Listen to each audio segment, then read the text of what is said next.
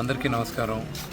భోగి, సంక్రాంతి, కనుమ అందరూ బ్రహ్మాండంగా కుటుంబ సభ్యులతో చేసుకోవాలని మనస్ఫూర్తిగా కోరుకుంటున్నాను. నేను జనరల్గా కుడి చేయి చేసిన దానం ఎడం చేయికి తెలియకూడదంటారు. కానీ ఈ సంక్రాంతికి నేను చేస్తున్న ఒక చిన్న పని నేను చెప్పాలనుకుంటున్నాను. ఎందుకంటే దీన్ని విని ఇంకా కొంతమంది ఇన్స్పైర్ అయ్యి పక్కనున్న వాళ్ళకి సహాయం చేస్తారన్న ఉద్దేశం చెప్తున్నాను. నేను ఒకసారి తిరుపతి నుంచి, అందరికీ తెలిసిందే తిరుపతిలో మోహన్ బాబు యూనివర్సిటీ ఉంది, నేను చూసుకుంటూ ఉంటాను.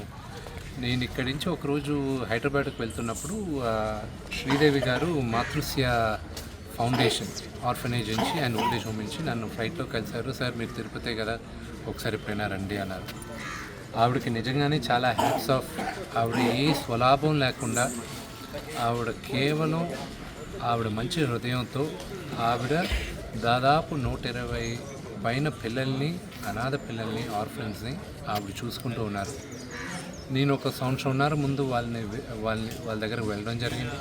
వెళ్ళి ఆ ఉన్న పిల్లలందరినీ నేను దత్తత తీసుకుంటానని ఆ పిల్లలందరినీ దత్తత తీసుకున్నాను. వాళ్ళకి అప్పుడప్పుడు కొత్త బట్టలు పంపిస్తాం.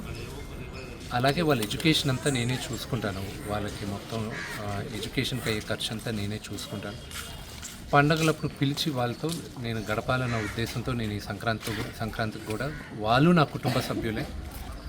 వాళ్ళకు ఒక అన్నగా, ఇంటి పెద్దగా నేను ఇక్కడ వాళ్ళతో జరుపుకున్నాను. నా కుటుంబంతో ఎలా జరుపుకుంటానో వాళ్ళతోనూ జరుపుకున్నాను. ఫస్ట్ అండ్ ఫార్మోస్ట్ ఆవిడకి చాలా థ్యాంక్స్ చెప్పాలి.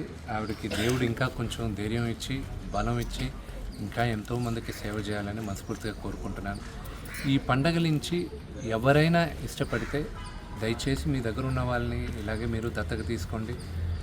పుట్టినరోజున అనవసరమైన ఖర్చులు చాలా ఉంటాయి, ఎప్పుడైనా చేసుకోవచ్చు. కానీ ఇలాంటి అవసరం ఉన్న వాళ్ళకి ఇస్తే దేవుడు మనల్ని చల్లగా చూస్తారు. మనం పే ఇట్ ఫార్వర్డ్. దేవుడు నాకు ఈ అవకాశం ఇచ్చాడు, నేను చేయగలుగుతున్నాను, నేను చేస్తున్నాను. రేపు ఈ పిల్లలు పెద్దోళ్ళు అయిన తర్వాత వీళ్ళు లేని వాళ్ళకి ఇవ్వాలని ఇది నేర్పిస్తున్న పిల్లలకి. వాళ్ళకు ఒక హెల్ప్ వచ్చింది, వాళ్ళు ఇంకొకరికి హెల్ప్ చేయాలని ఉంటుంది.